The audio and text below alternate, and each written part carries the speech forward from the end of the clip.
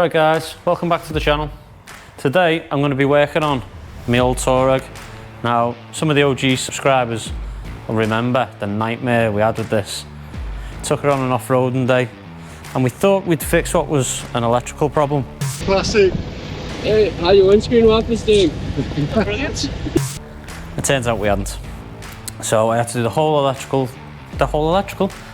off-road day with an electrical issue. I couldn't see out the windscreen. And then to top it off, we had to drive back, tow a Matt's, what was it, Cherokee? Tow a Matt's Cherokee with this, with no window wipers and nothing. But I'm sure John will flag something up on screen there now.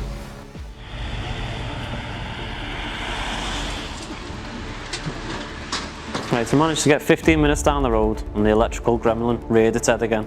But now it's dark and raining, I can't see a thing at all, so I'm basically looking for a lay-by to just pull over in and... It's getting dangerous. Oh yeah, proper dangerous. But basically, Andy's Touareg's just lost all electricals, all lights, no windscreen wipers, can't open the windows. I want to help him, but I don't know what I'm touching or grabbing or... So the plan is to put the Touareg on the trailer and tow it with the Jeep and put the tray plates on the Jeep. Yeah. We've googled where the nearest petrol station is and it's only a couple of miles up the road, so we're going to get the tray plates on Matt's Jeep and try and get the truck there, and we'll work something out when we get there. Push this back a bit.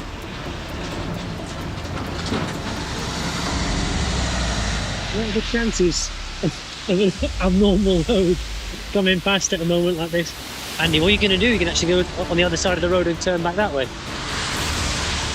We'll have to drive this round, get it in the gas, get that one forward there, cock it off, load it on. I have to walk out into the road, shall I just stop the traffic?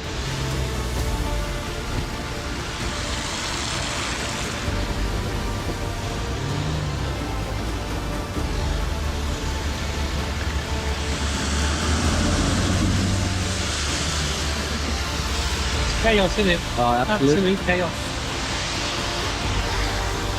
Come down a bit. Straight them off.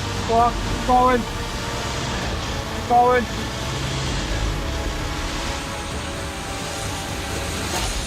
Like the traffic down first time round and everyone stopped. Right. Second time I went out and they were still using past me, like driving around me. Right, 40 miles an hour. Watch the wipers go on this time.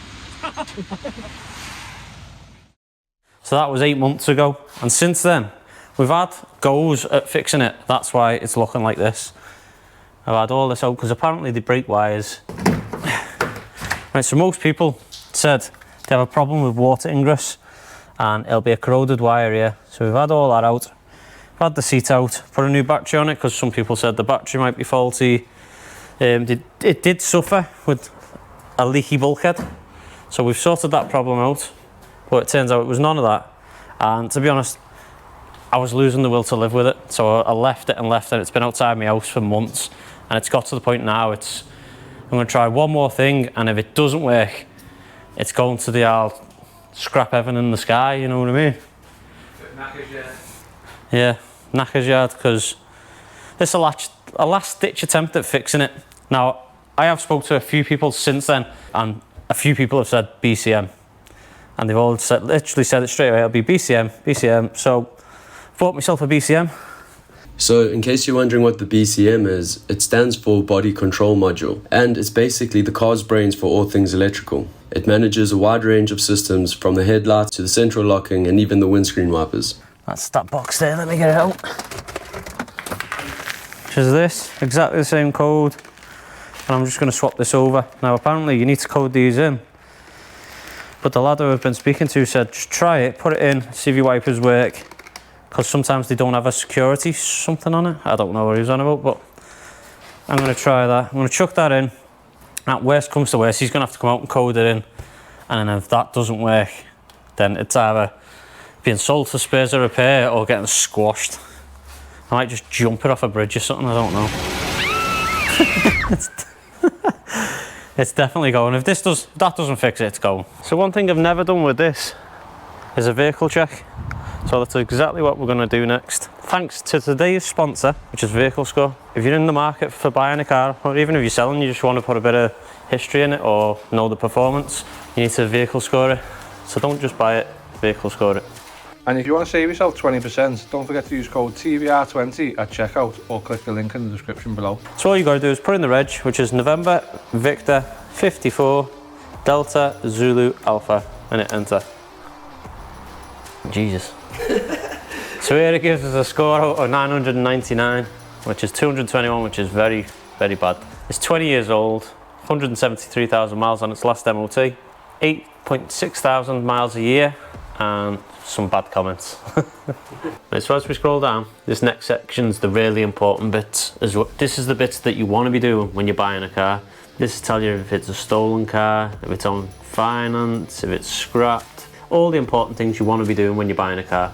Now, we always go for the Ultimate Plus, which is $11.95, but if you use code TVR20 in the promo code section, it'll actually save you 20% and you'll get it for £9.56, which is a bargain in my eyes when you're spending thousands on a car.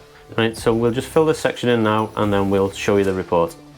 Right, so as we scroll down, it's got an amber warning for a plate change, which is not a major, just normally means it's had a private plate on. It's 7 owners, but other than that, it's quite clean, that history. Everything else is green, so there's no worries. It's not on finance, it's not categorized, it's not been stolen. It's not a bad report all in all.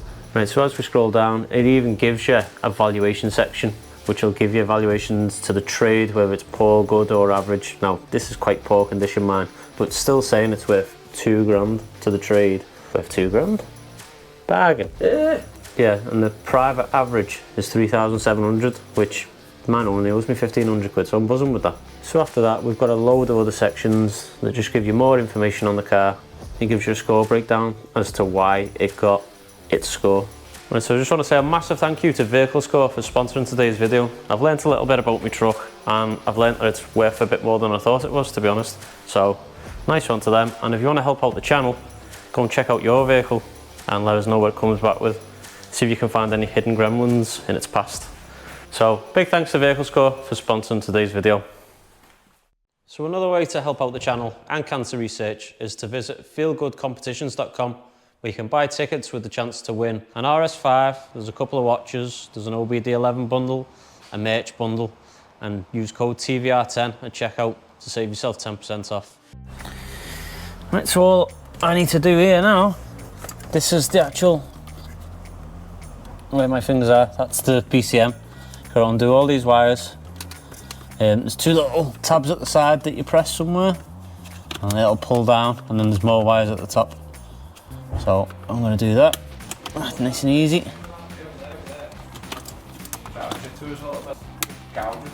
Yeah, there's a couple with marks in them. So there's it's clipped down, it fell out there. And I'm just going to remove all these and then push it back up. Let me put you on bloody stand there now. Oh, come on. There we go. She's out. And there's the new one, exact same. And all I've got to do is refit it, exactly the same. Now, I didn't take notice which way these come out of, but I'm pretty sure they all go in one way. Oh, not going. That was there, that's fine. Right, every one of them is full at the top. I just need to get the wires back up. Come on. Oh, my legs are aching. They're not what they used to be, my legs. I can't get it back up. Lovely. Right, that's the OBD port. Where does everything go? Oh, definitely goes there. 2 little wires, where are they?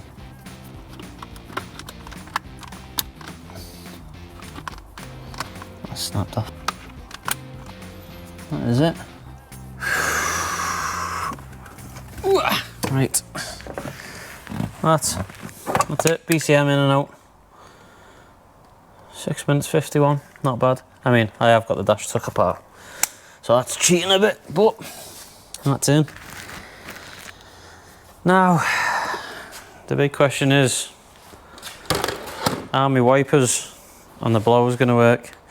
with a new BCM in now, it's either not going to work because it's got a new BCM and it needs coding, or it will, and then we're just basically going to have to drive it and see if this fault reoccurs, which I hope it doesn't. Just like I say, I like the truck, even though it's an all clapped out thing. Ready? Here it is. So put the ignition on and the blowers should come on and the window wipers should work.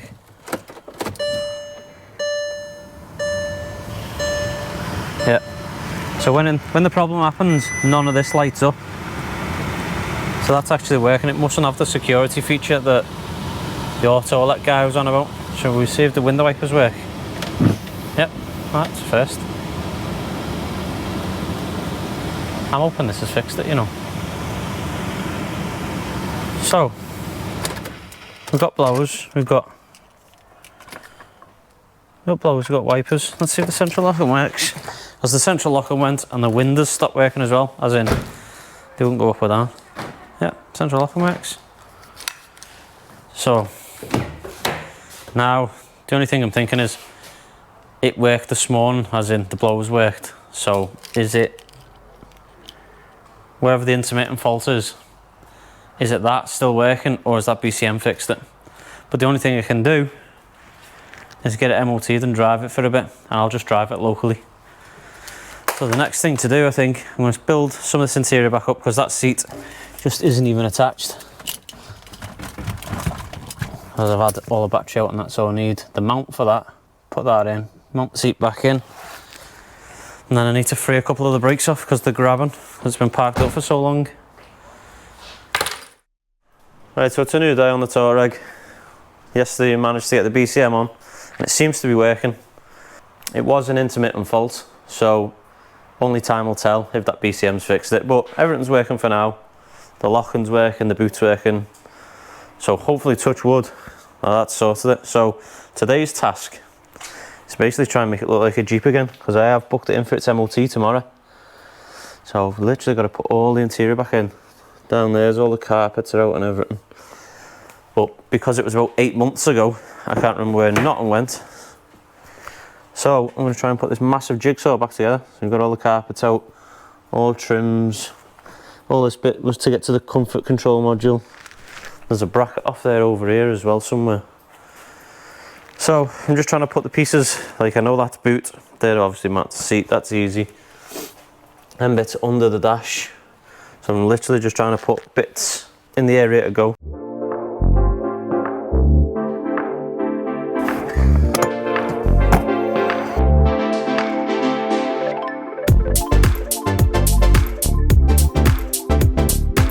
So onto the front, which is going to be worse, I reckon.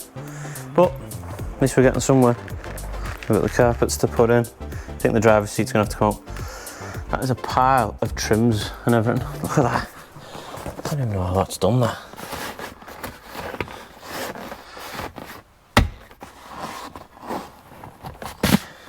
Well.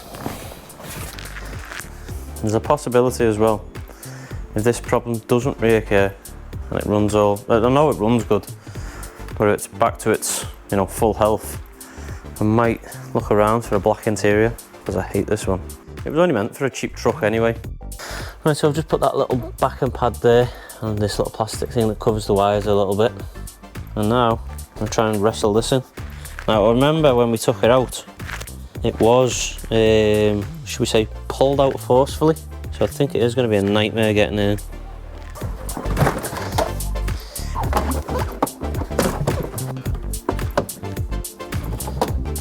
I'm going to have to put this camera down, but we're getting somewhere. There it is, carpet in. I don't know if you can tell, but that was an absolute nightmare. I'm sweating. Having a hot day here in England. It was muggy though, but here we go. Anyway, got that. So now that the carpet's back in, I can put the seat base back down, making sure I don't trap any wires. Right, so that's the base down. Time to get the seat in. And so it turned out I was missing a bolt, but I found the replacement one. It's not the same, but same kind of thread. That's in, nice and secure. I'm gonna chuck this panel on now, get these on, and then get the seat in, and then this side's virtually done. There's a couple of little trim pieces to do, and obviously that goes to the seat. Other than that, this side's sort of boxed off then, and it's just the driver's side I need to worry about. There's a bit round here that I need to do, but with it getting a bit later in the day, I'm going to focus on getting the brakes freed up. Now it's this passenger side that's grabbing, so I've already took the centre cap off. I'm just going to take the wheel nuts off, and if you can see it's grabbing quite well, so I can't even push it. Right, so that's my next job anyway. Right, so we've got a bit of a problem. We've had to abandon the MOT, cancel it. The caliper's sticking like you knew, but it turns out I've tried freeing it up for hours and it won't free up. So I've ordered a new one, got a new one here, and the brake hose is gone now. So that's going to take a couple of days to get here. So that's not getting fixed, so it won't be back on the road today. But the main thing is I've sorted the electrical issue and saved me 1,500 quid truck from the scrap pile. So I'm just going to take it around the car park now, which is private land out there, you know, and see if it's just driving all right in there. I have clamped the brake hose off on that side, so it will drive properly now. Now, obviously, I'm not going to take it on the road like that. It's a bit dangerous, but it's warm. Get that aircon on. Give us your aircon work now? Yeah. So the blowers weren't working, the stereo wasn't working, the central locking wasn't working, the window wipers wasn't working. Loads of things, to be honest. Indicators wouldn't work. Headlights would, but indicators wouldn't. And it seems like everything's working now. Yeah, those cold air once you ran it for a bit. Tell you what, stick it up the road before you.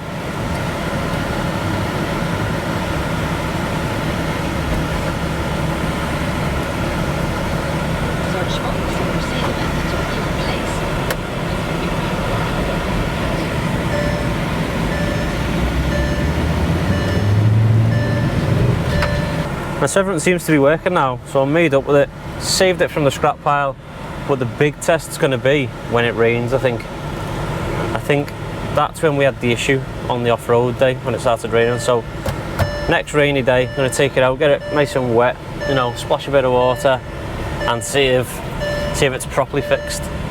But we're not going to know until then.